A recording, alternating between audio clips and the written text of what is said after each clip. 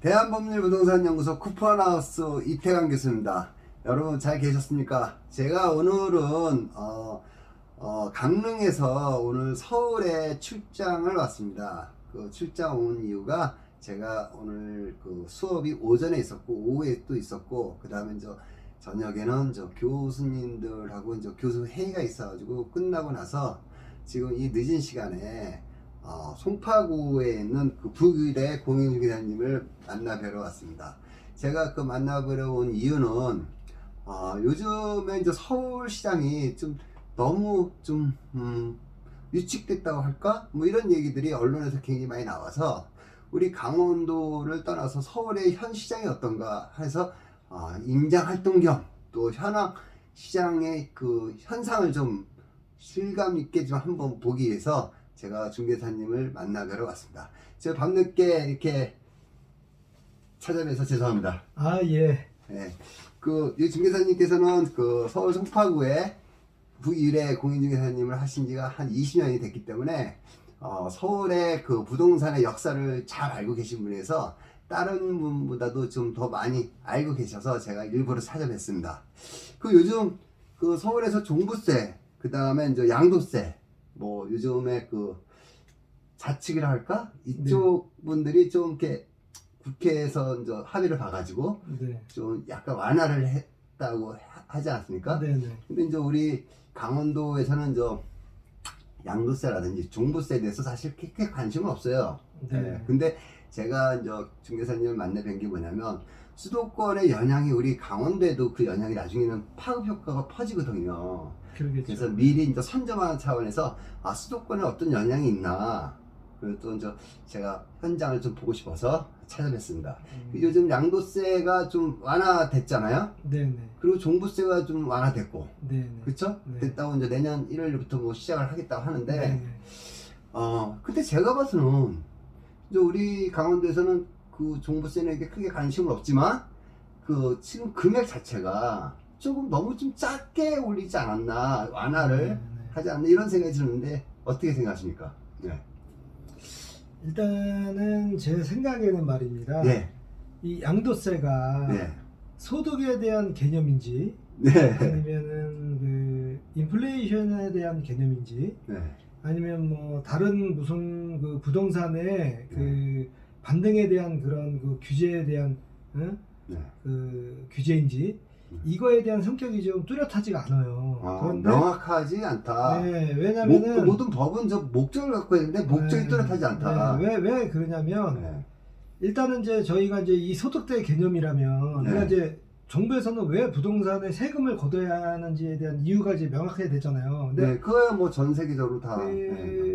정치인들의 사고는 그렇더라고. 이게 불로소득이니까 걷어들여야 된다. 그런데 이 서울에 있는 분들의 사고는 또 어떠냐면 물론 이거를 뭐 투기나 투자를 해서 수익을 창출하는 분도 있지만 그냥 어쩌다가 집을 갖고 있었더니 30년 정도 갖고 있었더니 많이 올랐단 말이에요. 그러면 이게 과연 그 소득 경제 활동인가 이런 부분에 대한 거를 좀 살펴야 되는데 그런 배려는 제가 볼 때는 없다는 거죠. 그냥 이게 무조건 소득이 올랐으니 세금을 내라. 그러니까 어떻게 소득세 개념의 부분으로 접근을 하는 것 같더라고요. 무슨 말인지 알겠어요. 근데 제가 볼 때는 서울에 있는 아파트를 팔아서 서울에 있는 아파트로 그 수평 이동은 가능하지만 수직 이동은 절대 가능할 수가 없어요.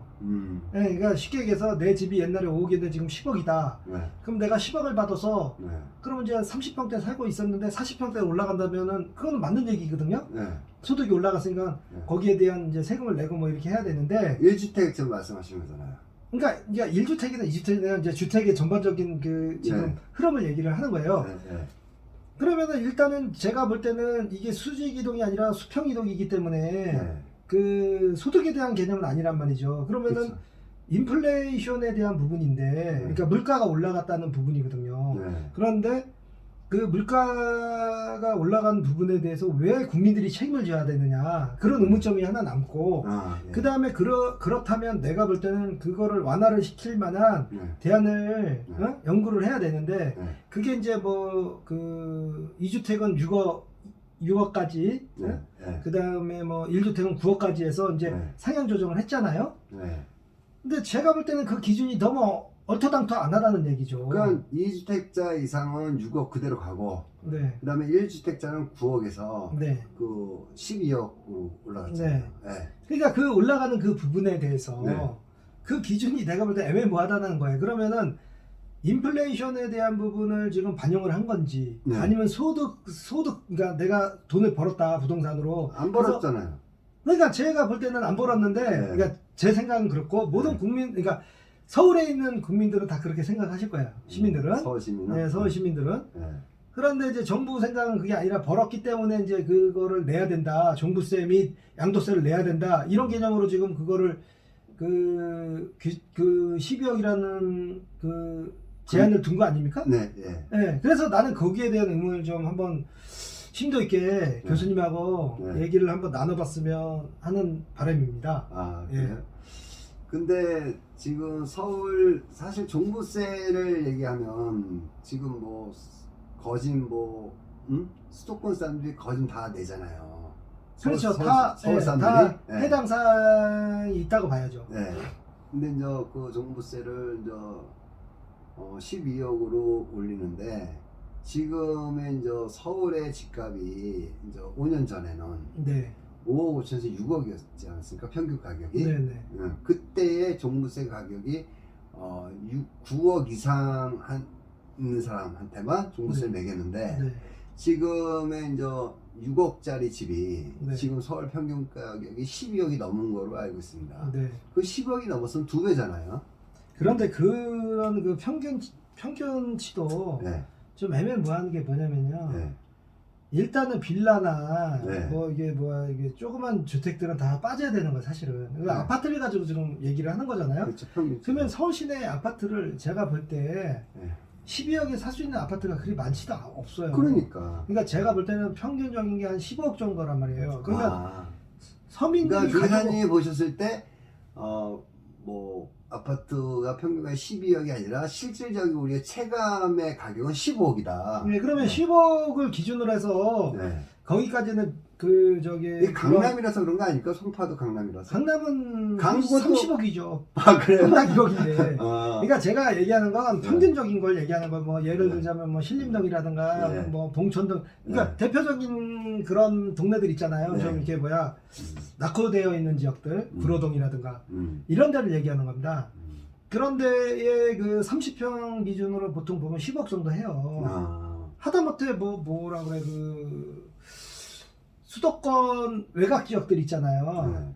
동탄이라든가 이런 데도 벌써 내가 볼 때는 그 12억 이상 다 되는데요.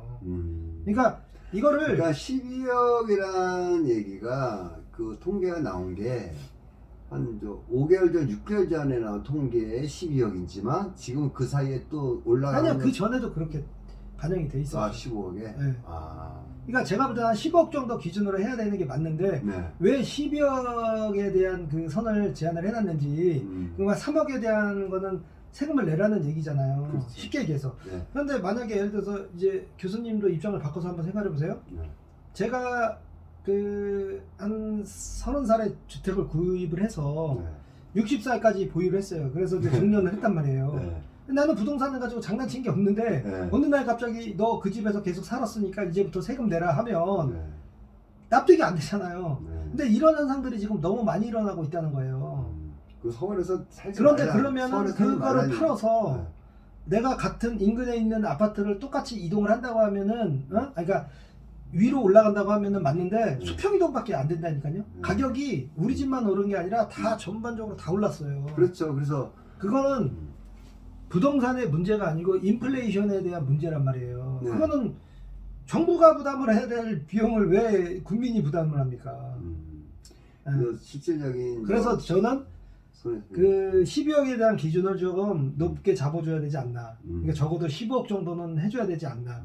라는 그런. 그러니까 아까 이제 제가 드리고 싶은 말은 뭐냐면 이제 6억이었었는데 12억이 됐기 때문에 종부세가 이제 9억이면 18억이 되게 맞다. 그러게 맞는 거죠. 맞는데 이제 네. 그러니까 18억까지는 근데 이제 뭐 과도하더라도 하더라도 이제 현실적인 걸 반영을 중개사님이 이제 좀 봐주더라도 그렇죠. 봐주더라도 15억 정도까지 올려야 되는데 왜 12억에서 잘랐냐. 그렇죠. 그 말이 안 되는 얘기죠. 거죠. 네. 그러니까 뭐냐면 억울하게 세금을 내는 사람들이 너무 많이 생겼다는 거죠. 그러니까 인플레이션에 대한 반영인지 아니면 소득에 대한 반영인지 네. 이 기준도 정확하게 정해놓지 않은 상태에서 세금을 그렇게 무작정 걷어버리면 부동산 가지고 소득 행위를 하지 않은 사람들은 억울하잖아요. 그러다 보니까 옛날에 9억이었을 때에 종부세 내는 금액이 1조 5천억인가 그랬는데 이건 지금 말씀하신 것처럼 15억이나 18억을 잘랐으면 또 그 정도 금액이 됐을 건데 12억으로 자른 바람에 지금 5조 8천억이 됐습니다. 5배 장사했네요. 네, 근데 뭐 세금도 인플레이션이라고 하잖아요.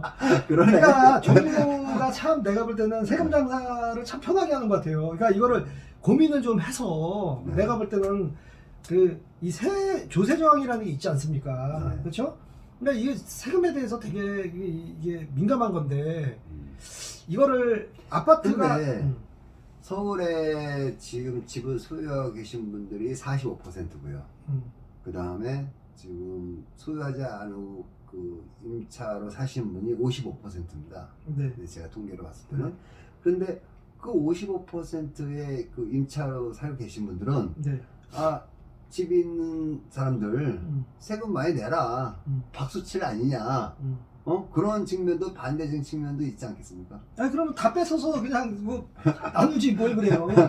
그거는 네. 이 저기 뭐야 그 경제 논리에 맞지도 않고 우리가 옛날에 그렇게 따지면은 자본주의 국가에서 그 언제부터 그거를 바로 잡아야 되냐면 그 조선시대 우리가 해방을 맞으면서 네. 토지 개혁할 때 있잖아요. 네. 그번부터 다시 뜯어 고쳐야 되는 거예요. 그러니까 그렇게까지 그 논리 비약을 해서는 안 되는 부분이고 네. 제가 생각할 때는 이제 요 부분들 있잖아요. 그러니까 나는 정상적인 경제 활동을 했는데 그래서 이 집을 샀다는 그러니까 집을 사서 이자도 내고 거기에 대해서 나름 그 뭐라 그래 그 저축도 하고 그 재산 관리를 우리나라는 부동산으로 자산 관리를 하잖아요.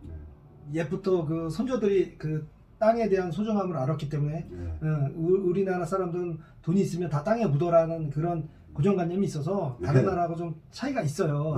그래서 부동산으로 자산 관리를 하는데 우리나라의 그 인플레이션이라는 이 부분 때문에 그게 이제 제가 볼 땐 코로나하고 겹친 것 같아요. 그렇죠?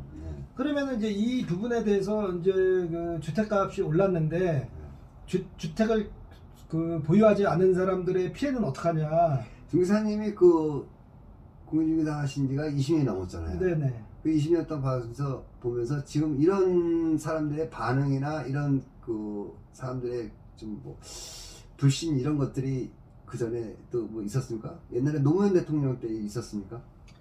그러니까 이게 정부가 네. 제가 볼 때는 그 자꾸 그 이제 여러 정부들이 들어오면서 네. 정부에 대한 다 그 뭐야 그 불신?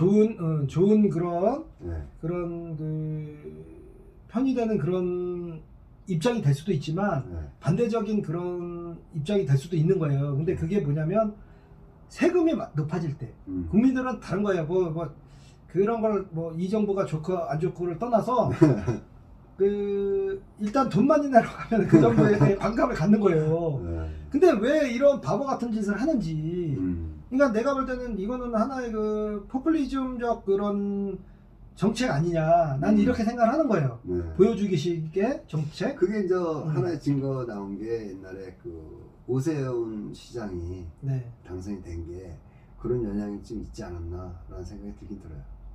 그러니까 일단은 이제 제가 생각할 땐 그래요. 뭐 정부도 세금을 20% 이상을 걷어서 국민 소득의 20% 이상을 걷어서 그거를 국가를 잘 운영하는 거에 대한 거는 맞아요. 그런데 소득이 어느 한 소득이 어느 정도 잖아. 그렇죠. 그 소득으로 벌어들이지 않은 걸 소득세인 양 만들어서 걷어들이면 이제 좀 저같이 약간 이게 의문을 갖는 분들은 이제 뭐야 불신을 하는 거죠 정부에. 그렇죠. 그러니까 이런 부분들을 그러니까 조세 저항이 일어나지 않는 부분들을 항상 생각을 해야 된다. 조세에 대한 반감을 가지면은 그 나라는 내가 보면 망조가 되는 거거든요. 그러니까 이런 좀 심하시네요. 그러니까 제가 뭐 지금 흥분하지 마시고 흥분하지 마시고. 네, 그러니까 조세 형평이라는 부분을 좀 한번 고민을 해봐라. 그런데 논리가 지금 얘기가 그거잖아요. 집 가진 사람 돈을 뺏어서 집 없는 사람 나눠주겠다는 거 아니에요. 그럼 무상토지하고 그거하고 무슨 차이가 있어요? 그러니까 그거는 제가 볼 때는 지금 21세기에 맞는 그런 정책 방향도 아니고, 그러니까 걷는 건 좋은데, 그러니까 뭐 필요불가결하게 많이 올라간 집들이 있지 않습니까? 강남 같은데. 근데 지금의 중개사님이 말씀하신 거는 저 일반 소비자들이 중개사님을 찾아와서 그런 불평을 얘기를 하니까 중개사님도 거기에 이제 그렇죠. 동조를 하는 거죠. 왜냐면 10억 안 되는 집이 어디 있어요? 아파트를 얘기하는 건다. 빌라 갖고 계신 분도 이런 불만이 없겠지만 아파트를 갖고 계신 분들은 10억 정도는 돼요. 거의. 그런데 이 사람들이 1주택인데 그 사람들의 직업을 들여다 보면은 내가 볼 때는 그렇게 그 중산층의 그런 위치에 있는 사람들이 아니란 말이에요. 그렇죠? 그러면 중산층들을 대상으로 세금을 걷는 건가? 아니면 상류층을 대상으로 세금을 걷는 건가? 아니면 그 하층민을 대상으로 세금을 걷는 건가도 분명히 돼야 되는데 내가 볼 때는 이거는 중산층 밑으로 세금을 지금 걷는 꼴이 돼버린 거예요. 그렇죠. 그러니까 안 내도 안 내야 냈던 될 사람들이 이제 내고 있으니 내게 되는 거죠. 그래서 좀 거기에 이제 또 얘기를 하자면 그 종부세까지 이제 종부세 그렇고 지금 종부세 얘기한 거고 양도세요. 지금 제가 양도세 얘기를 드린 건데. 양도세. 양도세. 양도세나 종부세나 같이 물리는 건데. 그 종부세는 더 문제라는 거죠. 매년 내야 되니까. 그럼 1주택을 팔아 없애라는 거잖아요. 그렇죠? 그래 팔아 없애서 15억 미만짜리 아파트로 가라는 거 아니에요. 그럼 동탄이나 이런 쪽으로 가면 되긴 돼요. 그러니까 이게 말이 안 되잖아요. 이게 양도세 같은 경우는 저 수직 이동도 당연히 안 되고, 수평 이동도 안 되고, 11억 이상 되는 사람들은 그 양도세를 내야 되거든요. 내야 되죠. 내면은 저 하향으로 가야 되는 상황이 있습니다. 아니 그러니까 제가 아까도 말씀드리지만 지금 우리가 100원짜리를 가져가서 100원짜리를 갖고 할 수 있는 경제적인 활동이 있어요? 물도 못 사 먹어요. 그 옛날에는 우리가 100원짜리로 라면을 먹었잖아요. 라면을 사서 먹었는데 지금은 인플레이션이 그렇게 많이 됐다는 거예요. 그러면은 부동산에는 왜 인플레이션이 되는 거에 대해서 인정을 안 하느냐 이거예요. 그렇죠. 자 여러분 오늘 중개사님을 만나가지고 종부세, 양도세에 대한 일반 서민들에 대한 불평 불만이 좀 있다는 얘기를 좀 현장에서 들었습니다. 자 그건 그렇고 그 다음에 또 우리가 곧 이제 다가올 임대차 3법 계약갱신 청구권이 내년 7월달 되면 돌아오지 않습니까? 네네. 근데 그거에 대해서 지금 뭐 만기가 된 얘기가 이제 벌써 될 거라고 생각이 든 게 뭐냐면 만기 이전 2개월 전에 6개월 그 사이에 이제 임대인과 임차인이 대화가 있어야지만 되는 거거든요. 그래서 또 그 전에 또 2년이 이제 만기가 돼가는 사람들 이런 사람들은 이제 계약갱신권을 했는데 지금의 그때 2년 전에 그 금액하고 지금하고 엄청나게 올랐잖아요. 그러면 임차인은 지금 평균 봤더니 한 3억 5천 정도의 전세 가격이 올라간 거로 제가 통계를 봤습니다. 그러면은 결국 그 사람들이 2년 만에 3억 2천이라는 돈을 만들어서 임대인한테 줄 수가 없고 그런 상황에서 지금 임대인하고 임차인하고 어떤 불화가 좀 많이 있을 것 같은데 무슨 또 뭐 그런 또 사례가 있었습니까? 저희는 이제 부동산을 하다 보니까 그런 이제 불만이라든가 이런 문제점에 대해서 이제 상의를 하시는 분들이 많아요. 그래서 이제 그런 거를 이제 자주 봤는데 이것도 아까 제가 앞에 말씀드린 거하고 연산선상이라고 나는 생각을 하거든요. 그냥 뭐냐면은 물가가 오르면은 전세값도 오르는 거예요. 그렇죠? 인플레이션이라고. 그러니까 쉽게 얘기해서 정부가 그 부분을 감안을 해서 일을 했어야 되는데 물가가 지금 올랐잖아요. 그러면 중요한 거는 1인당 시간당 최저임금이 뭐 10,000원 정도 되잖아요. 그러니까 4,000원에서 10,000원을 올릴 때 다른 물가가 다 반등하리라는 생각은 안 해보셨나요? 당연히 그거는 그렇게 가는 거예요. 그렇죠? 그럴 수밖에 없죠. 인간관계가 있으니까. 그런데 이제 전세에 대한 부분이 지금 더 많이 올라간 부분은 그 올라가는 부분을 인위적으로 막겠다 해서 그 3법을 만들어서 2+2 2년을 더 이제 연장을 시키다 보니 4년이라는 시간은 내가 볼 때는 부동산에서 굉장히 긴 시간이거든요. 그러면은 그 집을 가진 사람들은 거기에 대한 리스크를 한 번에 네. 충족을 할 거라고 생각을 한단 말이에요. 네. 그러다 보니까 전셋값이 많이 폭등을 해버렸어요. 네. 그래서 실질적으로 제가 이제 사례를 하나 들면 네. 3억짜리 전세가 네. 그러니까는 4년을 사셨대요. 그분이 네. 거기서 3억 5천인가에 사셨대요. 네. 3억 5천에 4년을 살았다. 예. 네. 그래서 요번에 이제 나가 달라 이렇게 이제 거기가 이제 6억이 됐나 봐요. 오. 그래서 이제 나가 달라 이렇게 얘기를 3억 했더니 5천짜리가 6억 됐다. 예. 네. 나가 달라 이렇게 얘기를 했더니 음. 계약갱신 청구권을 이용하겠다 이렇게 얘기를 한 거예요. 한 번은 쓸 수 있으니까. 예. 네. 그러면 이 사람 입장에서는 음. 너무 억울하잖아요. 여태껏 싸게 줬는데 주인 그러니까 임대 입장에서는 4년 동안 3억 5천에 줬는데 지금의 시세가 6억인데 네. 계약갱신권을 쓰겠다고 하니까 네, 억울하죠 주인. 그 계약갱신권을 쓰게 되면 3억 5천에다 5%만 더 받을 수 있는 건데 그렇죠. 그 5%만 더 내겠다 임차인이. 그렇죠. 근데 이제 임대인 입장에서는 주변 시세가 이렇게 오르고 물가가 이렇게 오르고 인플레이션이 된 상황에서 네. 나는 그 5%만 올려서 못 받겠다. 더 네. 받아야 되겠다. 네. 그런 생각을 할 수 있겠죠. 그렇죠. 그런데 네. 그거를 더 받을 수 있는 방법이 없는 거예요. 왜냐? 어. 법을 강제를 했기 때문에. 네, 네. 그런데 나는 저도 이제 뭐 다른 건 모르는데 제가 이제 그 법 공부를 좀 하면서 네. 우리가 민법이라는 부분이 있잖아요. 그러면 민법이라는 거는 네. 굉장히 과학적인 법이에요. 네. 왜냐면 민법의 그 계약이라는 거는 상호가 서로 이해를 했을 때 계약이 성립이 되는 겁니다. 네. 만약에 서로 이해를 못하면 계약은 성립이 안 돼요. 네. 그렇듯이 그 계약 자유 원칙에 의해서 부동산은 계약이 돼야 되는데 그 당사자의 계약을 우선으로 한다고 돼 있습니다. 그렇죠. 근데 네. 원래 그렇게 해야 되는 게 맞는 거예요. 그러면 기간도 그 둘이서 당사자가 알아서 해야 되는데 네. 이제 이거를 강조한 게 이제 제가 볼 때는 그 임대차 보호법이라는 걸 처음에 이제 88년도인가에 했나요? 86년도인가 했죠. 네. 그 임대차 보호법이라는 그 특별법을 빼면서부터 이렇게 지금 임대차 보호법이요? 네. 82년도에 전두환 대통령이 82년도. 네.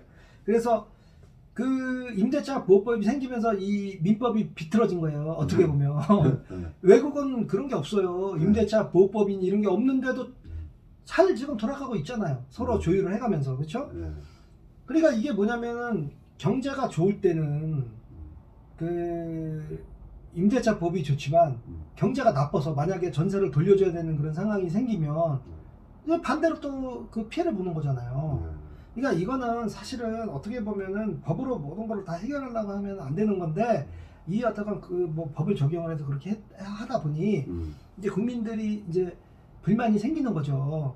그래서 이제 이걸 가지고 근데 임차인 입장에서는 법이 잘 만들어졌다. 나는 5%만 주면 된다. 라고 생각해서 임차인 입장에서는 그게 잘 됐다고 생각할 거 아닙니까? 누구 맘대로요. 근데 그러니까 네. 세상에는요. 저쪽 보시고. 제가 얘기를 드릴게요. 네. 만약에 제가 네. 그 어떤 법을 어겼어요. 네. 그렇죠? 네. 그러면은 무죄 추정의 원칙에 의해서 네. 제가 무죄라는 거를 가정을 하고 거기에 대해서 해명을 하잖아요. 네. 그럼 해명을 하기 위해서는 뭐를 해요? 변호사를 찾아가서 하는 거 아닙니까? 네. 그러니까 법에는 네. 그런 허점이 있는 거예요. 그러면은 그 지금 임대3법에 대한 그 허점은 뭔가요? 그거를 강하게 강제할 수도 없는 거예요. 왜 강하게 강제했으면 여기가 그 정부가 강한 정부다 보면은 그게 가능한데 강한 정부로 갈 수는 없어요. 민주국가에서 공산국가에서도 할 수 없는 자본주의 그런 그 흐름을 민주국가에서 한다? 제가 볼 때는 그거는 불가능하다고 보거든요. 신의 영역이에요. 신의 영역. 반항만 더 일어날 수 있다. 네, 그래서 이제 그 주인이 고민하다가 나한테 묻길래 제가 뭐라고 얘기했을 것 같아요. 저도 아는 범위에서 설명을 해줬을 겁니다. 네. 들어가시면 됩니다. 이렇게 얘기했어요. 네. 들어가시면 본인이 직접 됩니다. 들어가서 하면 된다. 네. 그러면은 이제 그게 그 사람이 주장을 할 수가 없잖아요. 네. 그러면은 이제 어떻게 됩니까? 입장이 이제 바뀌는 거예요. 네. 그럼 그 세입자가 뭐라고 얘기했을 것 같아요? 아이, 좀만 올려. 네, 나가겠습니다. 이렇게 안 하고 네. 교수님 말씀처럼 네. 얼마면 되냐? 얼마면 돼? 이렇게 얼마면 돼? 네. 그러니까 결론은 뭐냐면 들어오지 마. 얼마면 돼? 결론은 뭐냐면 서로 합의를 할 수밖에 없는 구조란 말이에요. 그런데 이제 문제는 뭐냐? 주인은 그러면은 받고 싶은 금액을 예를 들어 6천만 원인데 뭐 한 5천만 원만 받고 합의를 해줄 수 있는 부분이지만 그렇게 못하는 거예요. 범법자가 돼버리니까. 그렇지. 지금 2억 5천이라는 돈이 올라갔는데. 네, 그다음에 거기서 인정 있잖아요. 계속 사는 사람이니까 너 내가 볼 때 5천만 원만 1천만 원만 더 올려주고 뭐 이렇게 할 수, 물론 다 받을 수도 있지만 그렇게 할 수 있는 여지도 있잖아요. 근데 그런 부분에 합의가 돼도 그 도장을 못 찍는 거예요. 법이 그렇게 돼 있으니까. 법에서. 네. 그 문제점이 많아요. 네, 그러니까 이제 이런 문제점이 있으니 내가 볼 때는 이런 것도 좀 고민을 해서 했어야지. 그 순간적인 그 뭐야 그 정책적인 판단. 예, 정책 미스로 이게 너무 뭐 국민들이 이제 고통에 이게 놓이게 돼 있고. 근데 뭐 또 대부분 사람들이 네. 또 법이 이렇게 됐으니까 네. 5%만 올릴게라는 사람도 꽤 많다고 하더라고요. 임대인 입장에서는. 그래서 네. 그런 그 또 주인이 5%만 받는 사람들은 임차인이 또 그 혜택이 있는 거고. 아니, 물론 그런데 예. 근데 거기에 대한 피해 사례들이 있잖아요. 그러니까 이거는 예. 정부라는 건 네. 양쪽을 다 아우러서 해야 되는 거고 예. 서로 제가 볼 때는 그러니까 한쪽 편만 들다 보니까 싸움이 되는 거야. 그렇죠. 아니 그러니까 한쪽 편을 드는 것도 좋은데 합리적인 그 대안을 둬서 편을 들어야 되는데 뭐냐면 이거는 비합리적이다는 그런 생각이 딱 들잖아요. 교수님도 그런 생각이 안 드나요? 그러니까 지금 임대인 입장에서는 저 인플레이션이 되고 부동산 가격이 폭등할 바람에 전세 가격 평균 가격이 3억 5천짜리가 6억이 되다 보니까 당연히 임대인은 돈을 더 받으려고 했는데 또 임차인 입장에서는 그 돈이 없다 보니까 좀만 올려달라. 나 5% 계약갱신했다. 거순도 벌써 실갱이가 된 상황에서 결국은 임차인도 그걸 다 인정하고 어느 정도 2억 5천이 아니더라도 1억이라도 그건 올려줄 생각을 하고 있지 않을까 이런 생각이 들어요. 그렇죠. 네. 그러니까 제가 볼 때는 이거는 시장 논리에 좀 맡겨서 갔어야 되는 거 아닌가. 그러니까 임대차 보호법이라는 게 이미 있잖아요. 2년이라는 그 82년도에 그 만들어놓은 그 강제법이 있는데 그것도 민법에 상충하는 법이거든요. 원래는 저 82년도에 임대차 보호법이라 좀 금액이 있었고요. 이제 1989년도에 네. 이제 1년짜리 2년으로 그때 바뀌었거든요. 네. 그때도 바뀔 때도 가격이 약 60% 폭등했어요. 89년도 90년 할 때. 근데 그때 사례를 봐서라도 요번에 이제 2년을 4년째로 바꾸니까 폭등할 수밖에 없다. 그런 것도 있어서 이거를 좀 순서를 좀 바꿨어야 된다라는 게 뭐냐면 이번 6월 1일 날 그 전월세 신고를 했잖아요. 네. 그 신고를 먼저 하고 그 데이터를 가지고 2년을 할 것인가 4년을 할 것인가 6년을 할 것인가를 뽑아야 되는데 네. 그런 데이터도 없이 그냥 2+2를 해버려가지고 이런 사태들이 벌어지지 않나. 그래서 정책의 그 순서가 좀 바뀌는 바람에 혼선을 빚지 않나 이렇게 생각을 하게 되더라고요. 근데 어쨌든 지금 얘기를 들어보면 수도권에서는 종부세, 양도세, 그 다음에 이제 임대차 2+2 그거에 대한 것들이 지금 불평명이 굉장히 많은 것 같은데요. 그러니까 내가 볼 때는 제도의 허점을 너무 많이 노출을 시킨 거죠. 근데 옛날에는 좀 이런 거를 제가 봤어요. 이런 뉴스 기사를 봤는데 처음에는 저 임차인들이 아유 정부 잘하고 있다 하고 있다가 그 임대인을 갖다가 이제 조금 뭐 적폐다 뭐 이런 식으로 다 적폐다 해가지고 막 세금으로 부과시키고 막 이랬잖아요. 힘들게 만들어 놓으니까 그거를 임차인한테 전가가 된 거예요.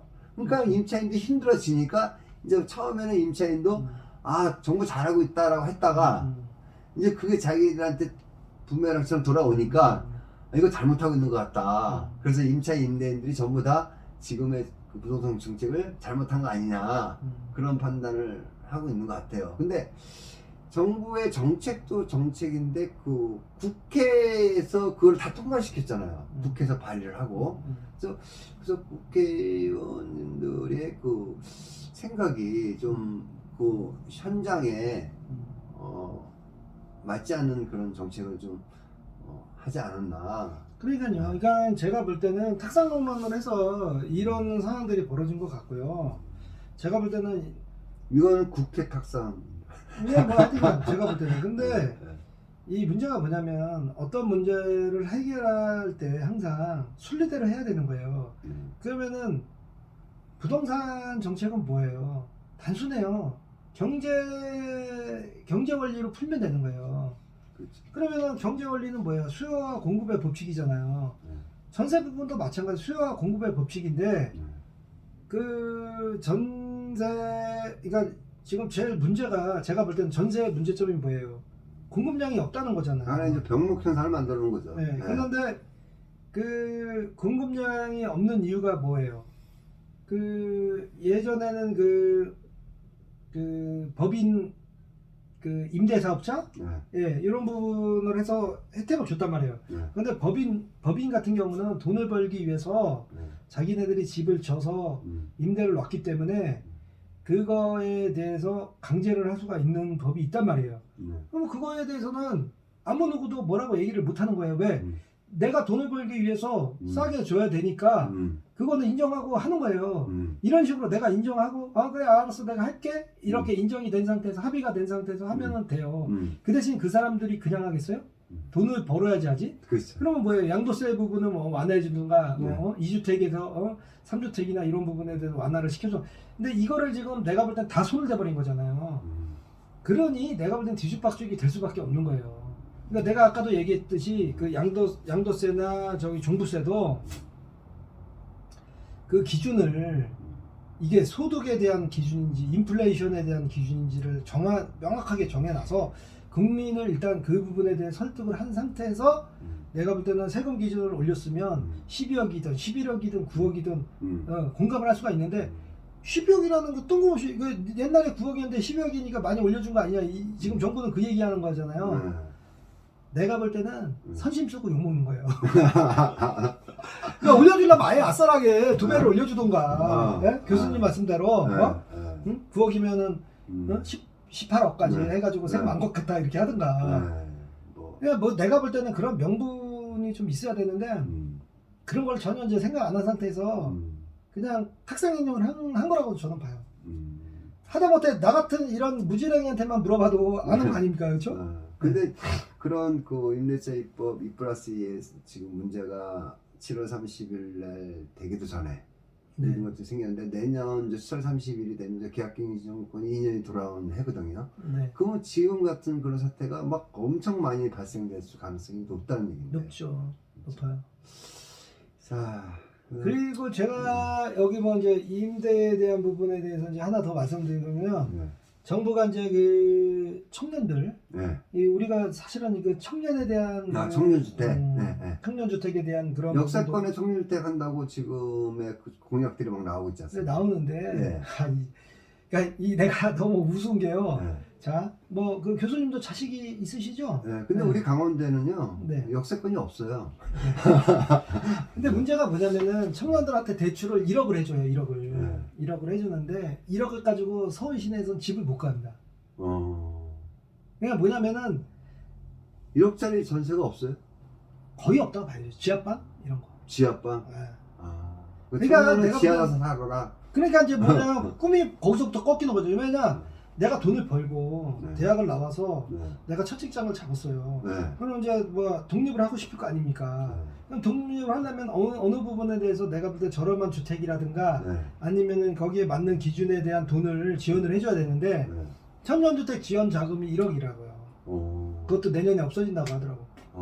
그럼 1억을 가지고 집을 얻을 게 없어요. 서울에서? 우리 강원도로 오시면 돼요. 그런데 이제 직장이 강원도로 가야 되니까. 그러니까 이런 것도 내가 볼 때는 좀 고민을 해서 배려를 해야 되지 않나. 그러니까 내가 볼 때는 최소한 2억 정도 청년 그 대출을 2억 정도로 늘려야 되는 게 맞는 거예요. 근데 물론 이제 정부도 돈이 없으니 뭐 1억이라는 거를 근데 이게 내가 볼 때는 그 포퓰리즘의 한 부분이다. 난 이렇게 정부에서 이번에 세금 많이 걷었으니까 2억 해주지 않을까요? 늦잖아요. 그러니까 정책을 낼 때 처음부터 그렇게 했어야죠. 그러니까 나중에 항상 무슨 일이 터지고 난 다음에 보수하고 하면 어떡해요. 그러니까 그런 부분도 같이 맞물리는 거예요. 그러니까 내가 볼 때는 지금 우리나라가 근데 지금의 이제 중 기사님은 이제 임대인 입장에서 얘기한 부분이 굉장히 많거든요. 네네. 그 임차인들은 뭐 다른 얘기 없습니까? 그러니까 아까 제가 얘기했잖아요. 그러니까 임차인들이 그 알아 이제 그런 거 내용을. 네. 자기한테 전가되는 건 아는 거지. 예, 그러면은 그 임차인도 집이 없는 분도 있지만 집이 있는 분도 많다는 거예요. 그 연쇄적인 반응이 똑같은 입장이라는 거 사지역지라는 거지. 역지사지라는 거죠, 역지사지. 그렇지. 네.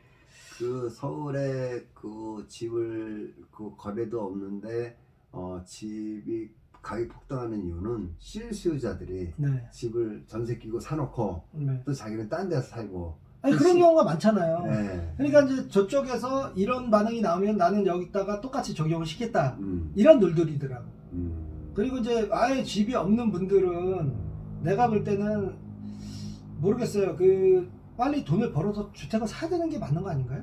그렇죠. 네. 물론 이제 전세 제도가 완전히 안전이 돼 있고 너무 뭐 정부에서 뭐 진짜 뭐야 주택을 갖는 것보다 저리에 그런. 근데 저는요. 네. 지금의 이제 정부에 계신 분들이 높은 데 네. 계신 분들이 그런 말 하는 게 참 이해가 안 가요. 왜냐면 왜 높은 분 계신 분들이 네. 집을 사라. 네. 그리고 그 주거의 안정을 가져라. 네. 그게 원래 그 정치하시는 분들이 국민의 안정을 보장하기 위해서 그런 얘기를 해야 되는 거 아닙니까? 네, 그렇죠. 그렇죠. 근데 네. 지금의 정부에 높은 계신 분들이 네. 집 사지 마라. 네.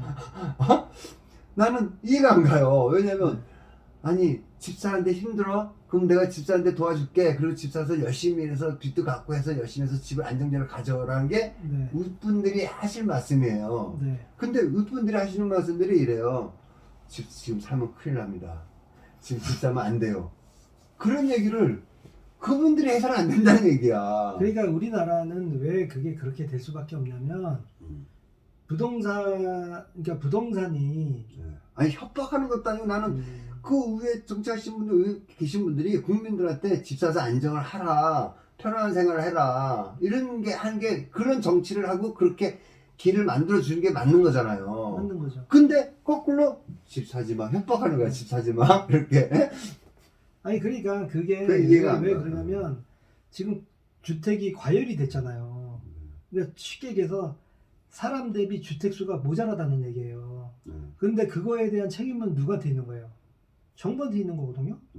왜냐면 정부가 허가를 빨리빨리 내주고 집을 짓게 했어야 되는데 그거를 규제 일변으로 계속 가다 보니 주택이 부족해져 버린 거잖아요. 근데 그렇죠? 지금 중 교수님께서 제가 지금 정부와 정치가 잘못됐다는 걸 계속 말씀하시는데 네. 그 이제 서울의 공인중개사님들이 다 그런 생각을 갖지는 않을 거 아니겠습니까? 내가 볼 때는 대부분 그렇게 불만들이 다 있는 것 같은데요. 네. 반 이상은. 네. 그러니까 주택이라는 거는 시장이잖아요, 시장. 그러니까 이렇게 보셔야 돼요. 뭐냐면 부동산 시장은 요즘도 그 서울의 그 가격이 포함되지 약간 하락 이런 얘기에 대해 언론에 들었는데 그러다 보니까 거래가 없어서 그 불만이 더 있으신 거 아닙니까? 제 소득이 그거하고 뭐 전혀 뭐 별개의 얘기고요. 네. 요즘은 제가 볼 때 이제 부동산이 좀 그 금리도 오르고 네. 그다음에 좀 세상이 좀 어수선하다 보니까 부동산이 이제 좀 약간 주춤한 것 같긴 해요. 그 내년 대선을 이제 누가 대통령이 되냐에 따라 또 지켜보는 성향도 있지 않을까요? 근데 부동산이라는 거는 어떻게 보면은 그 필요 불가피한 그런 그 상품이잖아요. 네? 항상 이 부분에 대해서 그 원하는 수요자들이 있단 말이에요. 그러면은 이 부동산은 제가 볼 때는 절대 그런 식의 정책을 써서는 안 되는 거예요. 그리고 기호라는 게 있지 않습니까? 그러니까 주택이라는 거는 계속 변하는 거예요.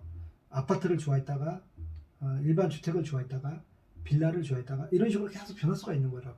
그러면 그 흐름에 맞게 공급도 하고 그 정책도 내야 되는데 그거를 자꾸 내가 볼 때는 그러니까 이번 정부를 얘기하는 게 아닙니다. 그러니까 역대 정부들이 다 그걸 무차차 했다는 거예요. 그러다니까 이제 이게 뭐야 시장에 반하는 현상들이 일어나다 보니 정부에서 부동산을 사지 말라라는 그런 논리가 난 거죠. 네. 왜냐 지금 사면 진짜 폭등하게 생겼거든요. 그러면 그거 원망을 어떻게 해요? 정부가 듣잖아요. 거짓말을 해야지 정부는. 그러니까 사지 말고 기다려라. 부동산을 내가 잡을 테니 기다려라. 근데 잡긴 잡는데 30년 걸려버려. 그러니까 내가 주택을 갖고 자동차를 갖고 하는 거는 내가 좀 그 삶의 질을 높여서 살고 싶은 그런 욕망이잖아요.